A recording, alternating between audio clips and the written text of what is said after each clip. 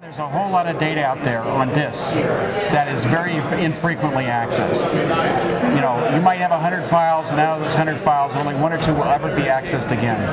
That data needs to be on the lowest cost medium possible to keep people from paying extra money for what they need to keep. You can put a petabyte of data in a single tape frame, 1,000 cartridges or so, in a TS3500 library. We have a customer in Japan who's already got 15 petabytes and has a roadmap to get to 27 next year.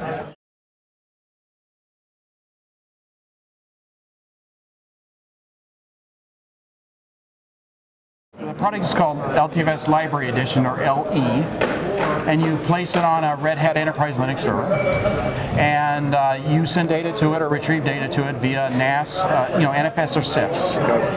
And LTFS LE indexes all the data off all the cartridges attached to that library.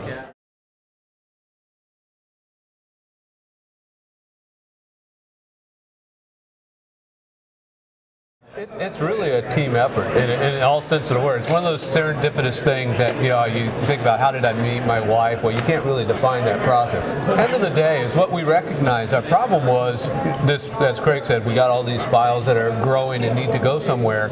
The problem was we had all these storage islands where, you had a tape thing that you only have proprietary tape apps. You have a disk, you have silicon, and they weren't connected together.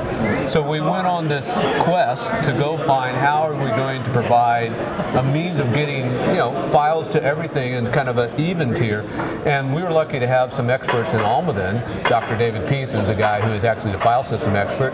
I found him and asked, can we do this? And he said, sure, I can do that. And that's really how it started. And then, just like everything else in life, if it is works out, it starts getting attention, more people come to the party, and it's grown into a really large effort inside of IBM. Right. I want to, we had a couple of customers who really prodded us in this direction. Yeah. They saw early views of the technology, and they said, this is absolutely applicable to our problem in media and entertainment.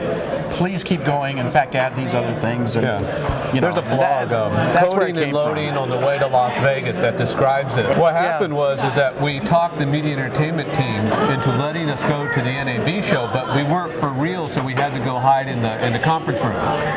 And at that show is the place where a couple of these big clients came by and said, this is what I really want, and that momentum is what kept us alive, got the funding to really keep it going. This is what we want, and would you please hurry up?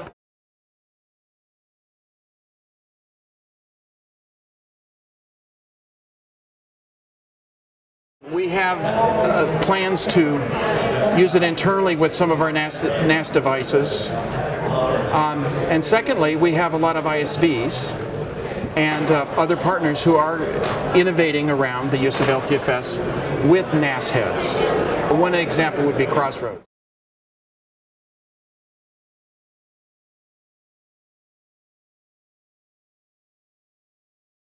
We enlisted the consortium to help us make sure the market understood it was an open standard, that IBM was not going to keep it proprietary and lock you into just another path. In other words, if we had come to the market with LTFS and said it was IBM only, we would have just been the next one in a long line of people saying, buy my proprietary stuff. This is why the Linux and Mac OS versions are open source. In a lot of ways, it's not any different than what LTO we did with HP and Quantum on that. In some respects, is that we agree on a standard and then we go compete. What we needed to do was disrupt the industry, because people were not using tape because of all these proprietary stacks.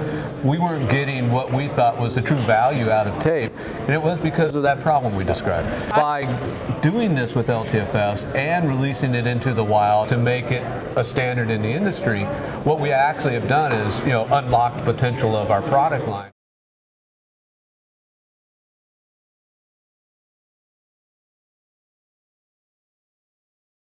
We released it open source. We let the spec be posted on the LTO Consortium webpage to make sure that everybody realized it wasn't IBM only, and work with them to make sure that we all are on the same page and have cooperated on it. Now actually what we're doing is we're going into SNIA. So IBM's contributed it to SNIA just so that, well, we made a conscious decision. Standards are great, standards are horrible. If you start in a standards body, you never get out of a standards body. now we're at the point where we need to protect LTFS from long-term, bad, evil intent people. Because now, just like MXF at the time, you can have somebody come along and say, here's my version of LTFS, and it's better, and it's not compatible with everyone else's. Right. And so by releasing it into a standards body at this point, once it's solid and locked, now you can always say, this is the true and righteous version of LTFS, and anybody that has a derivative, you say it's not the standard.